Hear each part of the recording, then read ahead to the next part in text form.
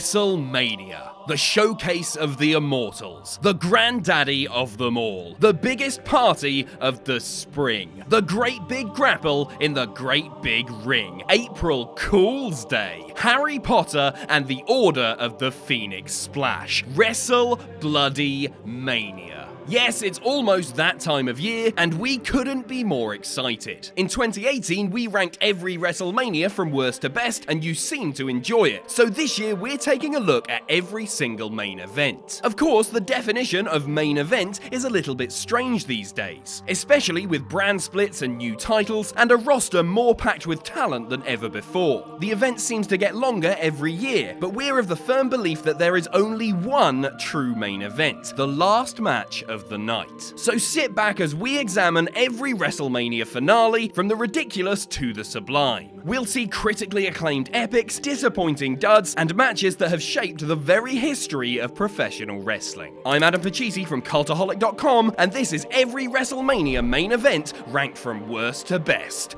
Join us! Number 34, Hulk Hogan vs. Sid Justice. At some point in our lives, we've all been late for something important. A train, for example, or a business meeting, or maybe even a flight from Tokyo back to England after Wrestle Kingdom 13. Not sure why that springs to mind. But all of those things pale in comparison to being late for the main event of WrestleMania. But even without the infamous ending, which we'll get to in a second, Hogan vs. Sid was far from ideal. After a lackluster start, things picked up when Sid scored with a huge powerbomb. Hogan decided to sell it by having convulsions before kicking out and immediately hulking up.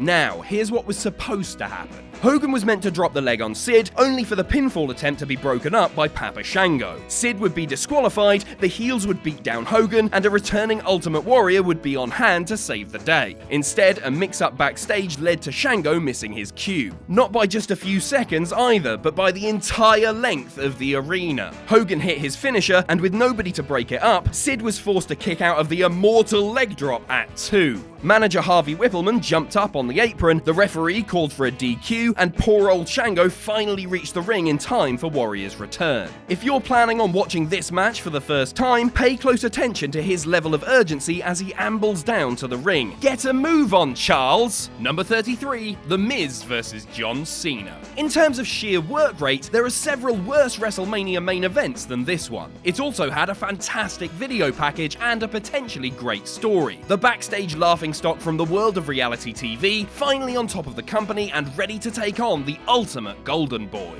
So with all that working in its favour, why is this match almost at the bottom of our list? Well, unfortunately, the main event of WrestleMania 27 was little more than an advert for the main event of WrestleMania 28. The Miz and Cena had a basic but serviceable match, the champion hanging in there with the help of Alex Riley. Then, the finish happened.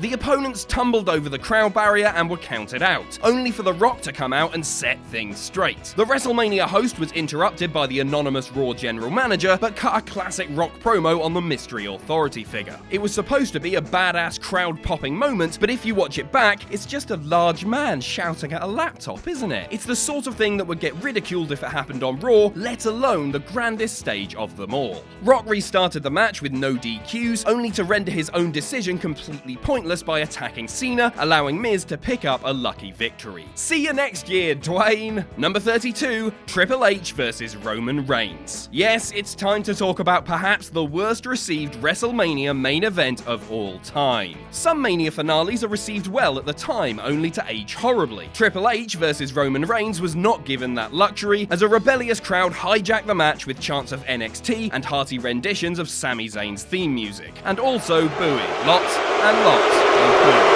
It was very obvious heading into this show that Roman Reigns was going to overcome the odds and beat Triple H. So obvious, in fact, that it seemed as though something else had to happen. Maybe a third person would be added to the match like we'd seen the year before. Maybe Finn Bálor would crash the party with a newly formed Bullet Club. Maybe Undertaker would reveal what was in the lockbox after all. Remember the lockbox? Well, stop it. You're not supposed to. Instead, we got a grueling 27-minute bout between a face nobody wanted to win and a heel nobody wanted to lose. lose. It was very long and very frustrating, and the only real pop came when Reigns accidentally speared Stephanie McMahon. Number 31, Brock Lesnar versus Roman Reigns. So we've just learned that people hate it when Roman Reigns wins in the main event of WrestleMania. And as last year proved, we've also learned that people hate it when Roman Reigns loses in the main event of WrestleMania. Poor Roman, it's not his fault. Yes, 2018 brought us maybe the most deflating Mania ending of all. The rest of the show felt like a bit of a party, with Undertaker battering Cena, Ronda battering Triple H, and an actual child winning a tag title. So it felt very weird when Lesnar sent us home by elbowing Reigns' face off and hitting him with a million F5s, walking out with a title he didn't care about and a nice contract extension. What happened? Wasn't he meant to be going back to the UFC? Also, it's not as if Brock and Roman couldn't work a good match together. In fact, they'd done exactly that in the same spot 3 years earlier. The decision to have Reigns kick out of 5 F5s was also seen as a questionable one. Maybe that's why Lesnar launched the Universal title at Vince McMahon backstage, although it could have just been for the WWE Network cameras. Or maybe it's just because he's Brock Lesnar and he can. Number 30, Bret Hart versus Yokozuna.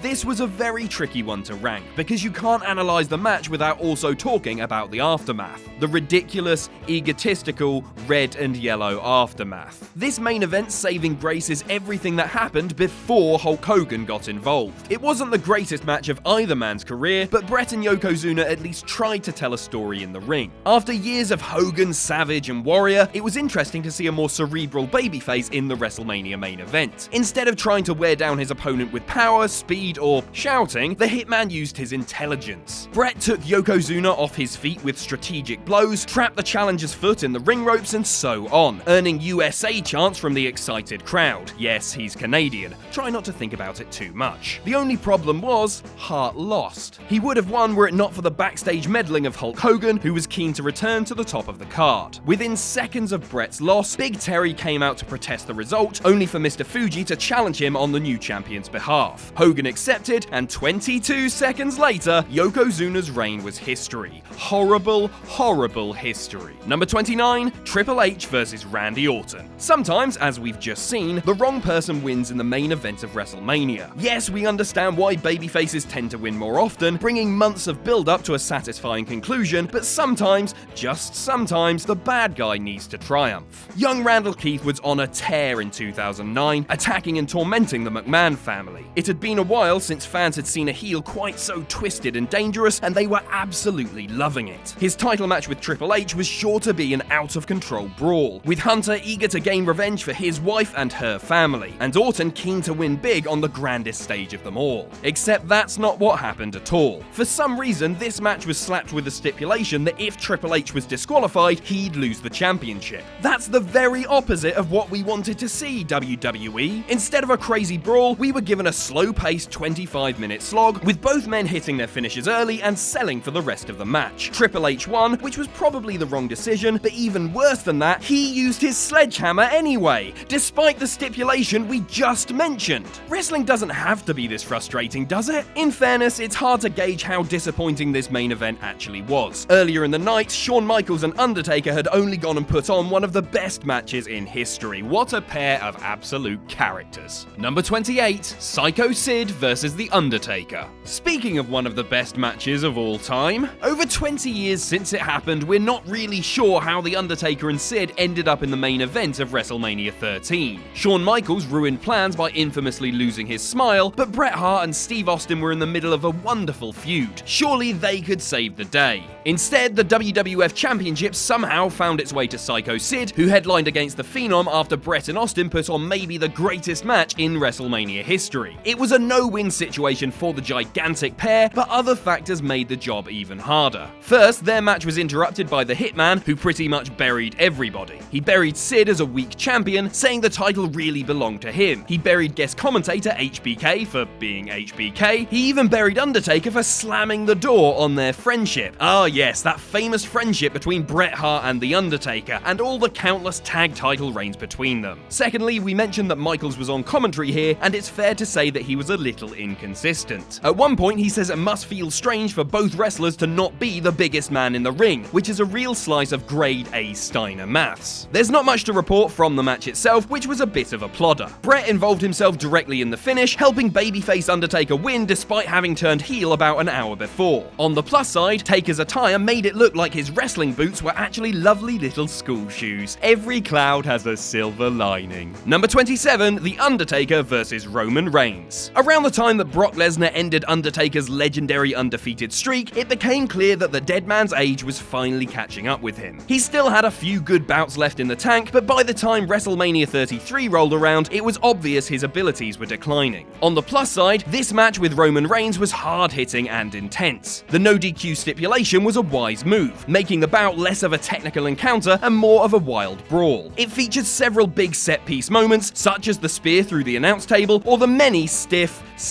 chair shots. But it's hard to ignore the fact that this match was also very rough around the edges. The ending suffered too because Reigns had to win, which people didn't seem to particularly enjoy. Still, the aftermath was a real moment as Taker appeared to symbolically retire, leaving his gear in the ring behind him. Whoa, not all of his gear. That certainly would have made for a WrestleMania moment. Number 26, The Rock vs. John Cena. Welcome to the main event of WrestleMania 29, aka Finisher Fest 2013. Yes, this match was full of finisher attempts. Whether they were hit or countered, Cena and Rock were determined to blast each other with as many big moves as possible. Sounds like an exciting main event, right? Well, in all fairness, nobody can accuse The Rock and John Cena of lacking ambition. They tried their best to make the twice-in-a-lifetime match just as entertaining as the first, but it fell short for a number of reasons. Firstly, we'd already seen it. Never before or since has the same match ended consecutive WrestleManias, and with good reason. No, we're not counting Bret versus Yokozuna in 93 and 94, because Hulk Hogan left his massive selfish fingerprints all over the first one. Secondly, the match was hindered by Rock unfortunately suffering an injury midway through. Full credit to the Brahma Bull for powering on, but his mobility was clearly limited. Finally, the result was predictable. Even if no title had been at stake, most of us would have guessed that Cena would be getting his win back here. Add the WWE Championship to the mix, and it quickly became clear that part-timer Rock would not be carrying it out of MetLife Stadium. Number 25, Hulk Hogan vs. King Kong Bundy. As an annual showcase, WrestleMania wasted little time in getting really weird. At the second time of asking, the granddaddy of them all took an absolute nosedive off the deep end.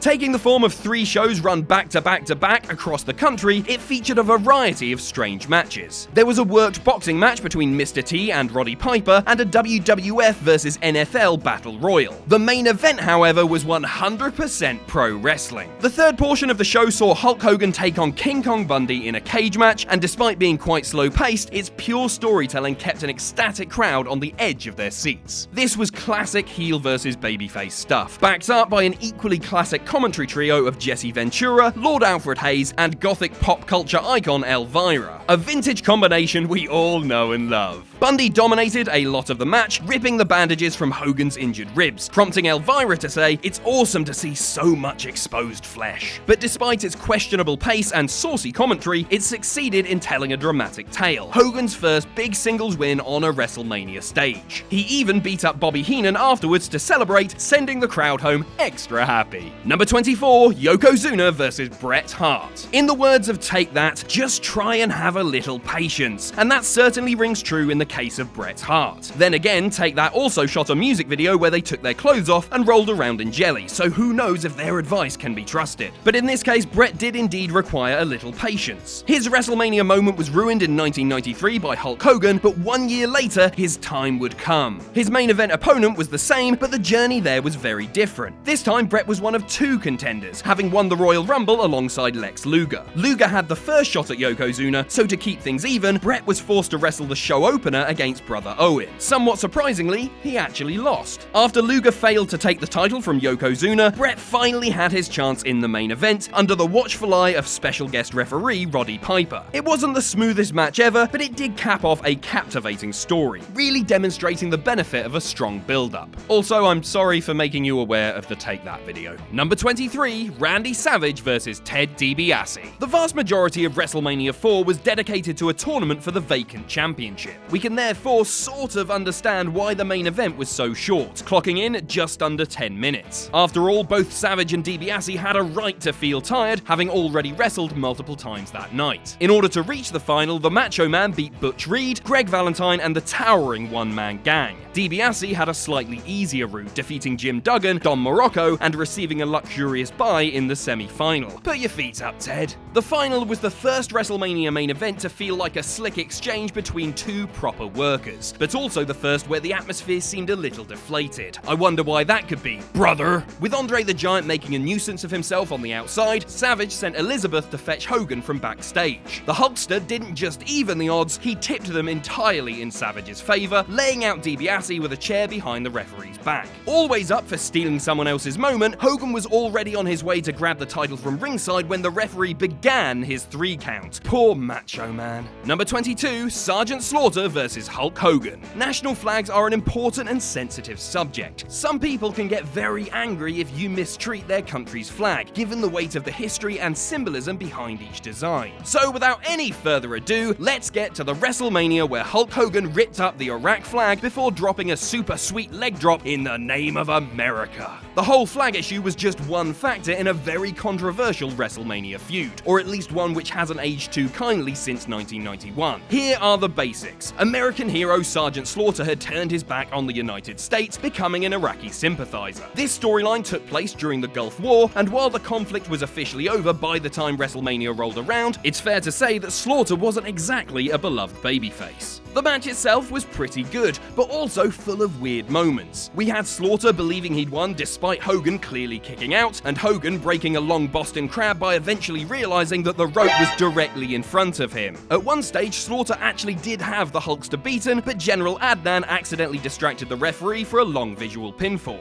You know the rest of the story. Hogan hulks up, big boot, leg drop, let's all go home. Weirdly, Slaughter kicked out just after 3. We have no idea why. Number 21, Lawrence Taylor versus Bam Bam Bigelow. The very first WrestleMania featured a celebrity in the main event, but given the whole rock and wrestling connection, it's easy to see why. Celebrities were everywhere at that event. Just look at Cyndi Lauper, she's having a great time. A full decade later, WWE decided to stick another non-wrestler in the last match of the night, and not only that, but a standard singles match. There was nowhere for the former New York Giants linebacker Lawrence Taylor to hide. To the surprise of many, he more than rose to the occasion. Although understandably a little rough, this was one of the best ever performances by a non-wrestler. It might not stack up against some of the later entries on our list, but it still exceeded expectations in a big way. Credit must also be given to his opponent, Bam Bam Bigelow, who did a great job marshalling LT through the contest. He also scared Taylor's pals, Salt and Pepper, which is just fantastic. Bam Bam was accompanied by some of the locker room's most dastardly figures, Bundy, Volkov, IRS, Tatanka, Karma, and Ted DiBiase. Taylor was accompanied by a few of his football mates. Still, after a fun 11 minutes, he managed to pick up the win with a diving forearm from the second rope. Bravo! Number 20, Chris Jericho versus Triple H. 2002 saw a real clash of industry titans as WWE met All Elite Wrestling in a showdown for the ages. Okay, all jokes aside, neither man was the wrestling legend we know today, but Y2J was one of the most respected workers in the world, and Triple H was one of the biggest stars in the business. So why didn't this main event feel as big as it should have? A key reason was that it had to follow Rock versus Hogan, a match which really should have main evented in hindsight. But there was another big factor too. Jericho, the first ever undisputed champion, had been reduced to Stephanie McMahon's sneering sidekick and dog sitter. As a result, the crowd weren't really invested for the majority of the match. They got loud at one point, but it was to serenade Triple H and Earl Hebner with a chant of "You screwed Brett." Remember, this Mania took place in Canada, where people are incredibly polite until it comes to the serious business of professional wrestling. The two opponents certainly tried to win the audience over, slamming each other through announce tables and blasting each other with chairs. Triple H even pedigreed his own wife. That's how much he cares about this industry. Sadly though, it'll always be remembered as a little bit underwhelming. Number 19, Triple H versus The Rock versus Big Show versus Mick Foley. Little Jack Horner sat in the corner, eating his Christmas pie. He stuck in his thumb and pulled out a plum and said, "You're fired!" That's right, if Little Jack Horner sat in a corner around the time of WrestleMania 2000, there's a very good chance that he'd be a McMahon. The main event of the show was, of course, the infamous McMahon in every corner match. Triple H was backed by his wife Stephanie, The Rock by Vince, Mick Foley by Linda, and Big Show by Vince's illegitimate son Hornswoggle. or Shane, we can't quite remember, but it was definitely one or the other. Alongside all the McMahon-based shenanigans that came with this match, it's also remembered as the first WrestleMania to have an unhappy ending. Triple H became the first heel to stand tall at the end of the show, retaining his title and sending the crowd home sad. Aww. The bout was fought under elimination rules, which led to cool moments like everybody ganging up on the Big Show as the biggest threat. It also led to uncool moments, like Triple H breaking up a pinfall attempt on Foley. Why? You're supposed to be the cerebral assassin! Things came down to the Game and The Rock, but despite everybody and their dog wanting the Brahma Bull to pull out a huge victory, he lost thanks to the treacherous actions of Vince McMahon. He was in cahoots with Triple H all along, the slippery devil. Number 18, Hulk Hogan and Mr. T versus Roddy Piper and Paul Orndorff. It's quite strange to think that the first WrestleMania main event wasn't a title match or even a singles match. Instead, Hulk Hogan teamed with mainstream star Mr. T to take on Roddy Piper and Paul Orndorff. Still, despite the fact that it looks quite odd by modern standards, it's hard to deny that this match was a huge spectacle. There was even an all-star supporting cast, with Muhammad Ali as special outside official, Liberace as timekeeper, and Pat Patterson as special guest referee. The modern equivalent would be Conor McGregor as outside official, Lady Gaga as timekeeper, and Pat Patterson as special guest referee. It's hard to recap this match because there was simply so much going on. Yes, it was sloppy, but the intensity and drama was absolutely off the charts. About 50 rules got broken along the way, with Jim Snuka and Bob Orton involving themselves free of punishment. In fact, it was the Cowboy who cost his team the match, accidentally clocking Orndorff and allowing Hogan to make the pinfall. Number 17, Bret Hart versus Shawn Michaels. Now we get to the most divisive main event in WrestleMania history. No matter where we placed it on this list, somebody will disagree with our evaluation of Bret Hart versus Shawn Michaels, and that's totally fine. It's hard to reach a general consensus about a 1-hour Iron Man match, especially one without a single successful fall. What is certain, however, is the fact that Bret and Shawn gave a tremendous effort. The bout remains an incredible feat of endurance, but also a difficult watch at times, especially if you already know the result heading in. It's still impressive, of course it is. It features two of the greatest wrestlers of all time, but many fans would argue that it lacks a certain sparkle, perhaps due to its drawn-out nature. The sudden death period and Shawn's eventual victory is well done, but there's no doubt what the most exciting part of the match is. Well, if your name's Vince McMahon anyway. Yes, it's worth rewatching this bout purely for HBK's zipline entrance, and especially for Vince's reaction on commentary. We couldn't possibly do it justice here, but let's just say he got a little bit excited. What a ride. Seriously, go and watch it back.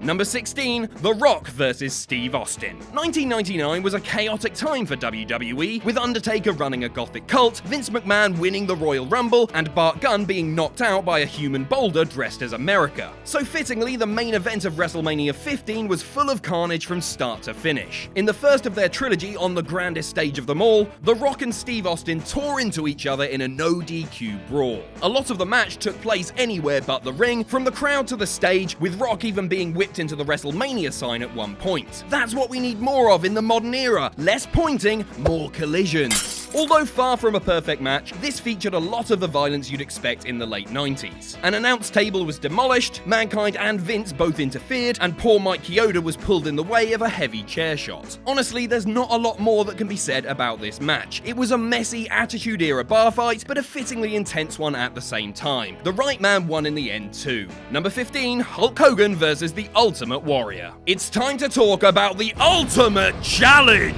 Everyone's familiar with the game Who Would Win in a Fight, where you argue over who'd come out on top between a tiger and Cyclops from the X-Men, or something along those lines. It's hours of endless fun, until someone realizes it's closing time and the bar staff look really annoyed. This match very much channeled the spirit of that game, with WWF champion Hulk Hogan squaring off against IC champion Ultimate Warrior. Two very large men crashing into one another until one can crash no longer. The match certainly feels huge and exciting, we can't deny that, but on repeat viewing, certain things are a little bit questionable. Early on, Hogan tweaks his knee on the outside and sells it like death for about a minute and a half, and then he's absolutely fine. Later, with the ref out of action, Hogan gets a visual pinfall by just pulling Warrior into the canvas. What a maneuver. Warrior then returns the favor, getting a visual pinfall of his own after a devastating back suplex. Then, of course, Hogan gets another off a roll-up because he's Hulk Hogan. All that aside, the ending sequence is iconic. Warrior dodging the leg drop and hitting a splash to pick up a titanic victory. Yes, Hogan kicked out on 3 and turned Warrior's celebration into his own big emo pity party, but we'll overlook that. Also, you thought we were going to talk about the test of strength, didn't you? You thought we were going to laugh about how it looks very, very sexual. Well, we would never do that. Get your mind out of the gutter, please. Number 14, Randy Savage versus Hulk Hogan. From the Ultimate Challenge to the explosion of the Mega Powers. They don't make WrestleMania taglines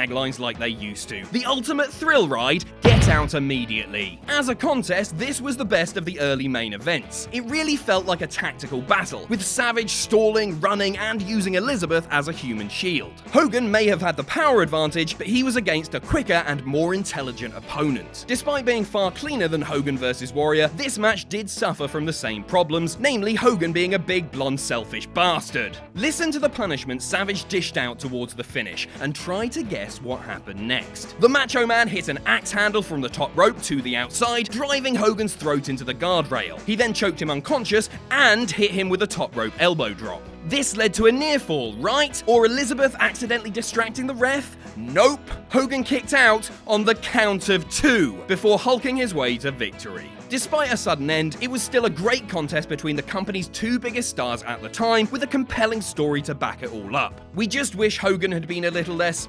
Hogan-like. Number 13, Triple H versus Batista. Clearly, here at Cultaholic, we're just a big bunch of lads, aren't we? If you're watching this and you're also a manly alpha male, this one's for you. Down a pint, lift some weights, wrestle a bear, come on! Let's just be absolute bloody lads. Like the previous entry, this main event also had the backing of a wonderful storyline. Batista had won the Royal Rumble and broken free of Evolution, electing to stay on Raw and challenge former mentor Triple H. Everybody was very excited to see the game finally get his comeuppance. It picked up later on, but the match itself had a bit of a slow start. A very tough, manly slow start though, of course. After a lot of tie-ups and shoving and posturing, Triple H seemed to have the better of things. That is until he went for a pedigree on the ring steps, only to get slingshotted into the ring post and busted wide open. That's more like it. Get the beers in! From this point on, Batista pretty much dominated, and it was totally brilliant. Take that, you big naughty cerebral ballsack! The animal also survived a belt shot and a low blow before nailing a Batista bomb to win the title like an absolute gladiator. Lads on tour! Number 12, Hulk Hogan versus Andre the Giant. We guessed that quite a few of you are going to disagree with this match's high ranking. That might be because you saw Dave Meltzer's -4-star rating and decided it must be awful. Well, Meltzer himself has since admitted that he was wrong, and it's easy to see why. Okay, so Hogan versus Andre isn't the best technical main event in WrestleMania history, nor is it the best brawl, but it provided fans with maybe the most iconic wrestling moment of all time. It's David versus Goliath stuff. If David was a muscle-bound superhero with a leg drop instead of a sling, but you can see what I'm trying to say here. From Andre's iconic entrance alongside Bobby Heenan to the body slam that shook the world, everything about this match is pure wrestling mythology. One detail that often gets overlooked is that shortly before the body slam, Hogan went for a pile driver on the exposed floor outside. We almost wish he'd hit it just to see the main event of WrestleMania turn into a CZW death match, but to be honest, the contest is pretty perfect as it is. Number 11, John Cena versus Triple H. There's no getting away from the fact that this match had a weird atmosphere. In front of a smarky Chicago crowd, ultimate babyface John Cena was heavily booed en route to victory over Triple H. Still, despite the strange crowd response, this bout had a strong narrative. It was a tale of the traditionalist versus the upstart, a crafty technical wrestler against a cartoonish superstar. Also, try not to get too excited, but we were treated to a pair of super special WrestleMania entrances. Triple H came out as Conan the Barbarian, with both of his theme songs playing one after the other. Ooh, how fancy. Cena came out as a Prohibition-era Chicago gangster, flanked by a squad of pinstriped hoodlums. And who's that hanging off his gangster car? It's famous mixed martial artist and comic book writer CM Punk. The only real downside of this match came towards the end, where Triple H failed to get a pinfall after using his trusty sledgehammer. The near fall was fine, but Cena recovering in seconds to hit a big FU was not. At least pretend your head's a little bit sore, John. Number 10, The Rock versus John Cena. We all now know that the once-in-a-lifetime match was actually twice in a lifetime, plus a brief reunion to fight off the Wyatt family at WrestleMania 32. But back in 2012, this felt like the biggest event in human history. Both Rock and Cena had special live performances before they made their entrance. Cena had Machine Gun Kelly, who declared that Cena was one of the biggest underdogs. That's not a joke for the purposes of this video, that is word for word what he said. Classic underdog, John Cena. The Rock's entrance was preceded by wrestling's favourite rapper, Flo Rida, who has an interesting air guitar technique, it must be said. You could argue that the match wasn't particularly excellent, and you could definitely argue that 30 minutes was way too long, but it certainly felt epic. Everything Rock and Cena did was boosted by their unrivaled star power and the sense that we were watching history unfold before our eyes. The finish was also great, a cocky Cena going for the people's elbow, only for the Rock to spring to his feet and nail a huge rock bottom for the win, and they never wrestled again. Number 9, Shawn Michaels versus Steve Austin. Picture the scene. The sun's down and your dad can't find his hedge trimmers in the dark. He's rummaging around the old garden shed and he's getting more and more frustrated. What does he tell you to do? That's right, pass the bloody torch. From Hogan vs. Warrior to Undertaker vs. Reigns, WrestleMania is full of matches that could be described as a passing of the torch, some far more successful than others. Perhaps the most effective of all time was the main event of WrestleMania 14, pitting the obnoxious Michaels against a white-hot Austin. The Rattlesnake's popularity was off the charts here, and the intense ring entrances reflected that. Shawn's was particularly great, accompanied by the DX band. You can tell that he knows it's the end of his time at the top, and he's going out with a bang. Like Rock vs. Austin 1 year later, much of this match was actually a wild brawl. The pair fought up the ramp, into the crowd, and around the ringside area, HBK using cymbals, ring bells, and cerebral assassins to keep Stone Cold at bay. In all the chaos, however, he forgot to keep his eye on DX associate Mike Tyson. With the referee down, Iron Mike switched sides and countered the pinfall after a now iconic stunner. It gave Austin his first world title, and the rest is history. Beer drinking, finger raising, ass kicking history. Number 8, John Cena vs. Shawn Michaels. At the time, that 1998 loss to Austin looked as though it was the end of Shawn Michaels' career. Instead, the Heartbreak Kid would main event several more WrestleManias, including this one against John Cena, his tag team partner? That's right, WrestleMania 23 saw fellow tag champions lock horns over Cena's WWE title. Having beaten Triple H the year before, could Cena outfox the other half of a reformed D-Generation X? Not Hornswoggle, we're talking about Shawn Michaels. Are you even paying attention? Despite a rather cringeworthy entrance that was definitely supposed to be super cool, Cena once again put on an admirable main event performance. That didn't stop the crowd from booing him, however, especially going up against one of the most beloved superstars in WWE history. But even the most hardline Cena hater would have to admit that this was a damn fine match. The pair threw everything at each other, wrestling, brawling, and countering to the best of their abilities. There was even a pile driver on the ring steps, for God's sake. In the end, Cena was able to pull out the victory against his veteran opponent, a very unpopular decision at the time, but not one that should distract from just how great this match was. Number 7, Edge vs. The Undertaker. Well done, Adam Copeland. You've been a very good student. Yes, nobody in WrestleMania history has done more homework than Edge. The Rated R superstar came into his main event clash with The Undertaker fully prepared, with a counter for every one of the Dead Man's signature moves. Did it work? No. Edge wrestled this match like the CPU in a 2K game, with the difficulty ramped up to its hardest setting. Reversals and counters, counters and reversals, and when that didn't work, Kurt Hawkins and Zack Ryder were on hand to give their mentor a certain edge. Do you see what I did there? It's not all toilet humor here at Cultaholic.com. In fairness, the Edgehead's run-in was only the second most thrilling of the match. That award must go to Charles Robinson, who sprinted the entire length of the Citrus Bowl's incredibly long ramp. Despite all of this, Undertaker overcame interference, ref bumps, and a very wily opponent to trap Edge in the Hell's Gate. It earned the Dead Man the World Heavyweight Championship and capped off a compelling main event. Number 6, Kurt Angle vs. Brock Lesnar. It sounds like a stupid statement, but the main event of WrestleMania 19 certainly featured a lot of wrestling. Yes, technically all wrestling matches feature wrestling, or most matches, I'm looking at you Hulk Hogan and Kevin Nash, but I'm talking about good old-fashioned amateur wrestling wrestling. All jock straps and takedowns and grappling and sweat. Delightful. From the blistering exchange of holds to the genuine sense of struggle between moves, this match felt very real. It also remains the only WrestleMania main event where all of the competitors use their real names. Apologies to Terry Bollea and Robert Rudolph Remus, aka Hulk Hogan and Sergeant Slaughter. Robert Rudolph Remus. Wow. This match was great from start to finish, developing from an amateur wrestling bout to a sports entertainment slobber knocker. Sadly, however, it's mainly remembered for one thing: Lesnar's terrifyingly botched shooting star press. Had he nailed it, there's every chance that Brock's victory would have been even higher on this list. Then again, the mistake put him over in a different way, getting up to F5 angle after landing on his own head. Think about that next time you're too hungover to visit your grandparents. Number 5, Randy Orton versus Batista versus Daniel Bryan. As far as jubilant moments go, there's not a lot that can compete with this. Certainly not since Hulk Hogan turned heel and crushed the dreams of a million children. Few superstars have ever enjoyed the wave of support that swept Daniel Bryan into the WrestleMania main event. How popular was he? So much so that he wasn't even supposed to be in this match.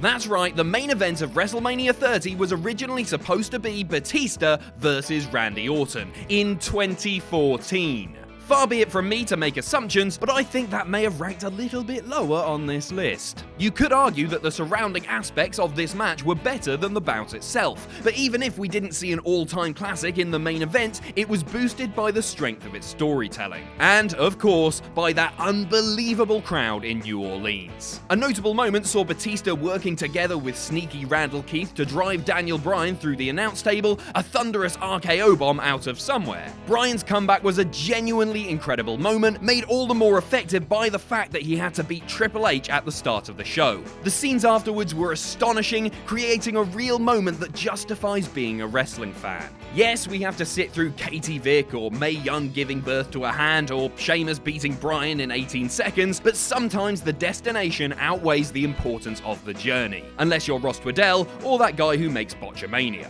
Number 4, Brock Lesnar versus Roman Reigns. WWE managed to rescue WrestleMania 30 from the jaws of defeat, but the following year's event seemed beyond help. The signs couldn't have been more clear. Roman Reigns was going to topple Brock Lesnar, become WWE champion, and everyone over the age of 12 would hate it. Instead, WWE only bloody went and did it again. Seth Rollins' Money in the Bank cash-in was one of the best and most shocking endings to any pay-per-view, but that only tells half the story. Roman's unpopularity at the time might make it hard to remember, but even before Seth gate-crashed the match, it was actually excellent. Lesnar utterly dominated Reigns from the opening bell, dealing out a vicious one-sided beating. In a great display of defiant wrestling, Roman fought back, shoving Brock's head into the ring post and drawing blood. From there, things developed into a compelling contest in front of a crowd that really wanted to hate it. Seth's interruption raised the stakes even further, but the groundwork was put in by Lesnar and Reigns. I can't explain why it didn't work 3 years later, I'm sorry. Number 3, The Rock versus Steve Austin. Those who grew up with siblings will be familiar with the expression, stop it before someone gets hurt. It's a lesson that applies throughout life. Too much fun can quickly spiral out of control, and suddenly you've broken your best friend's coffee table and all the party guests want to leave. Let's look at the Attitude Era through this lens. It was a lot of fun, more fun than ever before in the wrestling business, but it all came crashing down in the early 2000s. The industry has never known such heights again. Still, at least it ended with a bang in the main event of WrestleMania X7. Fittingly, the match was a clash of the Attitude Era's two biggest stars, The Rock and Stone Cold Steve Austin. For younger viewers, that's Hollywood's highest paid actor and a successful podcaster. The second installment of the Rock-Austin Mania trilogy was leagues ahead of the first, which itself was far from a boring match. But this was something else entirely. Harder, more intense, and better executed. Of course, we can't talk about this match without talking about the swerve. The Rock simply wouldn't stay down, forcing Austin to side with his ultimate nemesis, Vince McMahon. The sight of Vince handing Austin a steel chair and the pair shaking hands over The Rock's prone body lived long in the memory. Stone Cold's heel turn brought the Attitude Era crashing down over everybody's heads, but it still made for an incredible moment. Number 2, Triple H versus Chris Benoit versus Shawn Michaels. The closing image of WrestleMania 20 with Eddie Guerrero and Chris Benoit embracing as world champions is one forever tarnished by future events. However, the quality of the match before it cannot be denied. Without this bout, Daniel Bryan's triumph a decade later would have never happened, as the smaller underdog overcame two of the biggest names in the business. Triple threat matches often fall into a disappointing formula, with two wrestlers running through their moves in the ring while the third rests on the outside. That sequence was broken up here, with all three men often intertwined in the same set-piece moments. Michaels almost had it won after a super kick to his former tag partner, only for Benoit to drag Triple H out of the ring. Later, with HBK caught in the crossface, Triple H caught his arm as he was about to tap out. These moments of ingenuity really helped push the match to a different level. Of course, 2004 was only a few years removed from the end of the Attitude Era, so there were one or two moments of carnage among the more traditional wrestling. HBK was busted open, and the pair later suplexed Benoit from one announce table through the other. The best remembered aspect of this bout is the ending, with Triple H tapping out clean in the middle of the ring, passing the title to the underdog in decisive fashion. Number 1, The Undertaker versus Shawn Michaels. Debate rages on as to which of Undertaker and Shawn Michaels' matches was better, their epic encounter at WrestleMania 25 or the emotional sequel a year later. Thankfully, the first bout didn't take place in the main event, so we don't have to worry about that. See you later! Don't forget to smash that like button and subscribe for more excellent content. We're only joking, of course we're going to talk about the match. The reason we've placed Undertaker versus Michaels at the top of our list is because it was the perfect combination. An amazing match backed up by an incredible storyline. Having lost to Taker by the narrowest of margins, Shawn was desperate to get another chance to end the streak. He called out the dead man again, but his offer was refused. Undeterred, he entered the Royal Rumble, even eliminating best friend Triple H in his desperation to win. Instead, he was eliminated by Batista and decided to think outside of the box. Michaels interfered in Undertaker's match at Elimination Chamber, costing him the World Heavyweight Championship. Finally provoked, Taker agreed to the match on one condition: HBK's career would be on the line. These high stakes made their eventual bout far more unpredictable than the last 24 minutes of twists and turns, with both men kicking out of each other's finisher. Finally, with Michaels all but beaten, Undertaker told his brave opponent to stay down. Shawn responded with a slap in the face, but couldn't prevent a final tombstone from ending his career for good. For good. Thanks for watching. Let us know what you think in the comments down below. You can follow us on Twitter at Cultaholic. You can find us on Facebook at facebook.com/Cultaholic. If you enjoy what we do here at Cultaholic, you can pledge to us on Patreon. That's patreon.com/Cultaholic. And most importantly, don't forget to hit subscribe and join us.